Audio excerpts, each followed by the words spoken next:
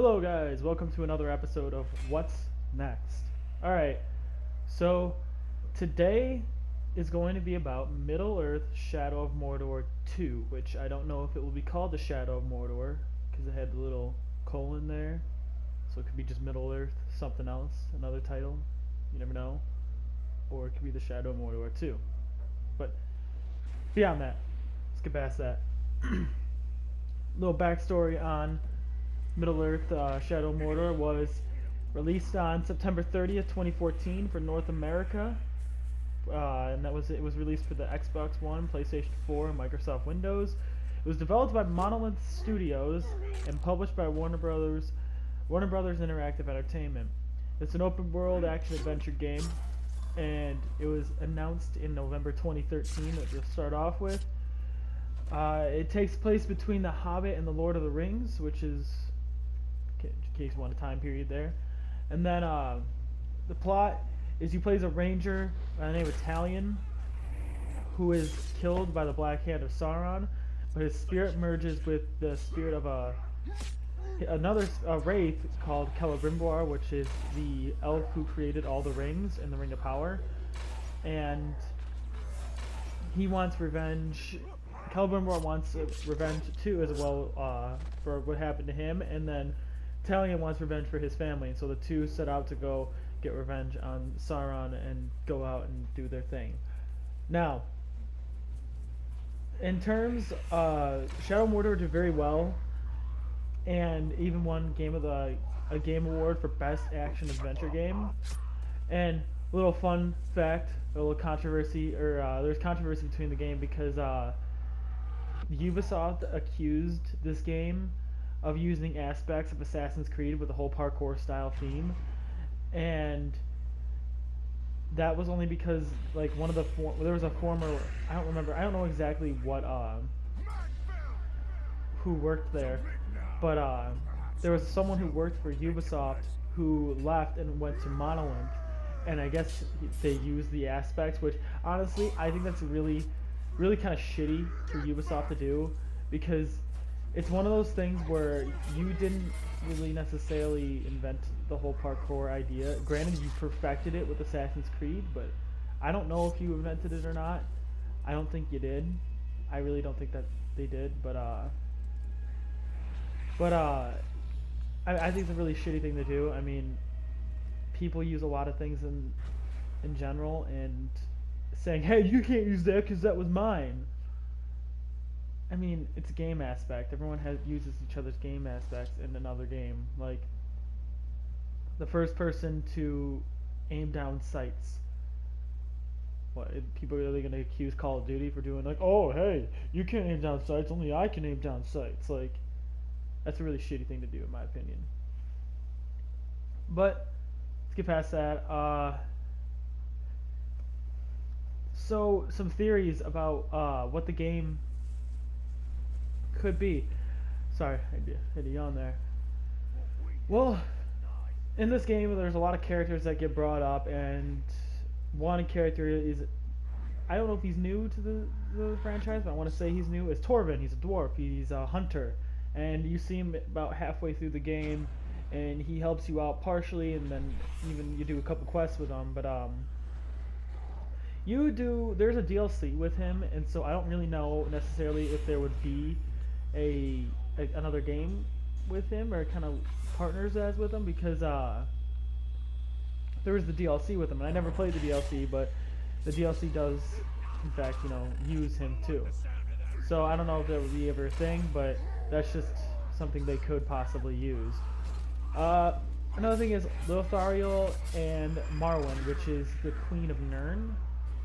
Marwen's the Queen of Nirn, and Lothariel's her daughter. And this is actually her playing. I'm using her right now in the Test of Power. But it'd be kind of interesting to see what would happen with that relationship, because as Talion goes on getting his revenge, you kind of, this is in my opinion, you kind of see some, I'm using air quotes here, sexual tension between the two, because like, it seems like Talion has feelings for her, but doesn't want to use those feelings because he feels obligated to his family.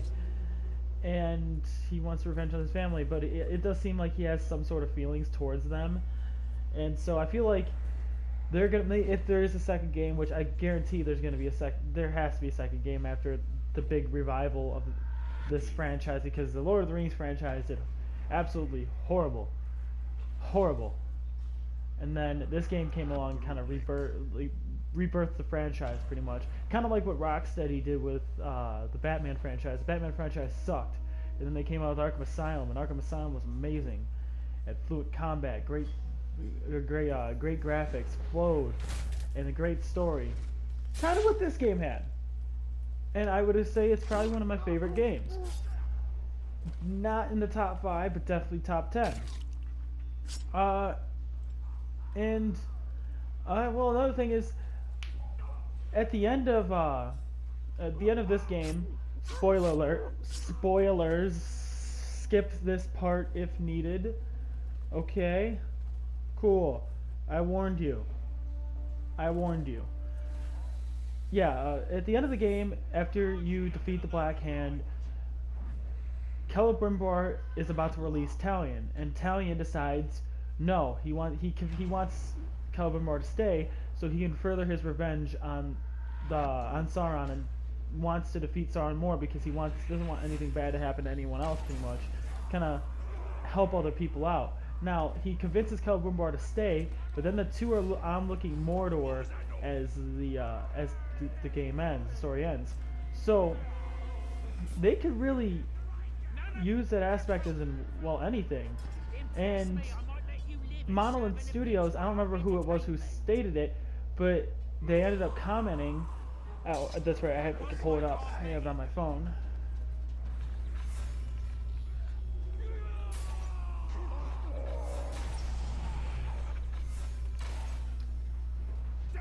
The thing we started to explore more, and the thing we started to explore more, and that I love as such a character, has so much more potential than is Sauron. I think he's strong. He's such a strong villain, and I'd love to explore the Nazgul as well. There's a lot more to explore, and a lot more we can do to develop those villains. And to be super honest, it was our first go, so we just scratched the surface with what we can do with the Nemesis system. So that's really, really, really big, in my opinion, because that means they have plans to do a sequel, and they have plans to do other things, which would be cool to see the Nazgul as well. It'd be actually kind of cool to see him like kind of go through the ranks of Sauron, but like it would also make this really interesting, and I wonder how far they can go, and maybe it can even go into how Talion is defeated, because Talion never shows up in the Shadow of Mordor, or not the Shadow. Talion never shows up in the Lord of the Rings saga, or maybe he's there and we just don't know it. And so it'd be really interesting to see whether or not what happens to Talion, and I think it'd be a good factor that I would like to take in. And not to mention, it also puts a lot of aspects, like the Nazgul. Like the Nazgul are the men who can't be killed, that are wraiths, and well, he's a wraith, so what happens if two wraiths fight each other? I really would like to know that too. There are a lot of things that could go on that I would like to see. As we are rounding the 9-minute mark, there's one last character that was kind of undermined in the Shadow of Mordor, and I believe that's also Gollum. Gollum was really undermined in the Shadow of Mordor. He played kind of a small part, but I feel like we haven't really seen the end to it. And during the game, when you're on a mission, Gollum is with you. He starts singing about Bilbo Baggins and how like he stole the ring and everything like that. So that's kind of interesting. How it's nice to throw back, nice Easter egg.